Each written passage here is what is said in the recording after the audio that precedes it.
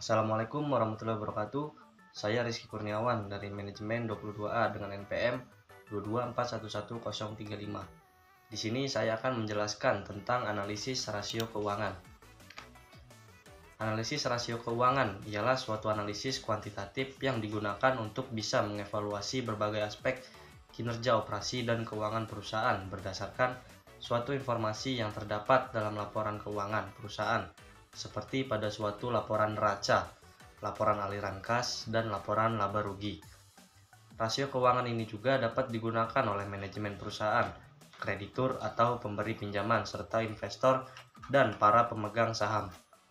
Analisis rasio keuangan adalah suatu kegiatan untuk dapat membandingkan nominal yang terdapat pada laporan keuangan suatu perusahaan guna mengetahui posisi keuangan serta menilai kinerja manajemen dalam periode tertentu.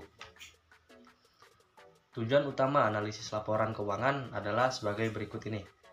Sebagai alat barometer untuk dapat melakukan forecasting atau memproyeksikan posisi keuangan di mana masa yang akan datang. Mereview kondisi suatu perusahaan saat ini, permasalahan dalam manajemen, operasional maupun keuangan. Alat ukur untuk dapat melakukan efisiensi di semua departemen perusahaan. Fungsi analisis rasio keuangan. Untuk bisa menentukan seberapa baik kinerja perusahaan, mereka perlu untuk mengevaluasi kemana perusahaan dapat memperbaiki diri. Misalnya, jika suatu perusahaan memiliki margin kotor yang rendah, manajer dapat mengevaluasi bagaimana meningkatkan margin kotor mereka.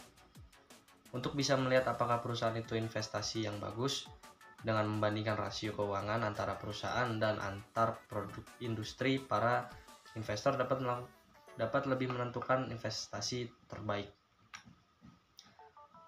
Manfaat dari analisis rasio keuangan yaitu membantu untuk menganalisis tren kinerja sebuah perusahaan, membantu para stakeholder untuk dapat membandingkan hasil keuangan suatu perusahaan dengan pesaingnya, membantu manajemen, kreditur, dan investor untuk mengambil suatu keputusan, dapat menunjukkan suatu letak permasalahan keuangan perusahaan serta kekuatan dan kelemahan.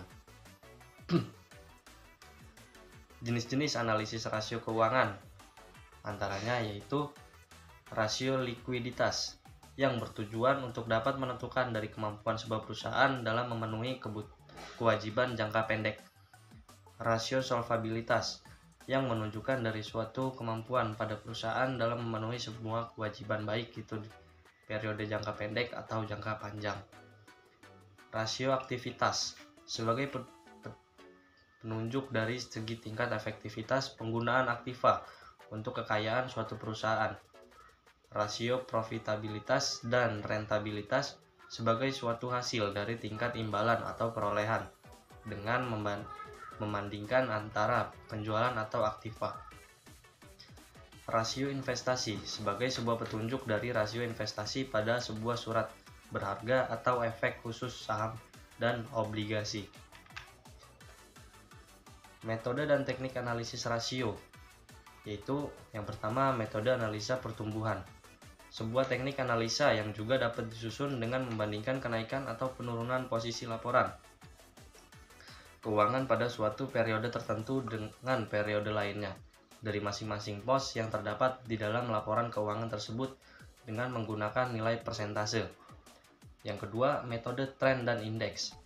Teknik analisa ini hampir sama dengan metode analisa pertumbuhan, namun angka perbandingan adalah suatu laporan keuangan periode tertentu yang dijadikan indeks dan dipilih sebagai tahun dasar.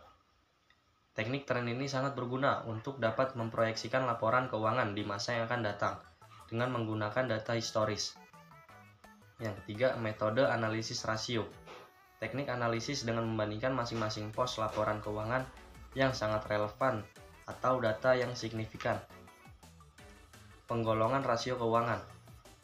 Rasio neraca, yakni rasio-rasio yang disusun dari suatu data dalam neraca. Rasio laporan laba rugi, yakni rasio-rasio yang disusun dari suatu data dalam laporan rugi laba. Rasio antar laporan, yaitu rasio-rasio yang disusun dari suatu data yang berasal dari neraca dan data lainnya yang berasal dari laporan rugi laba. Demikian materi yang saya sampaikan, semoga bermanfaat bagi kita semua. Terima kasih.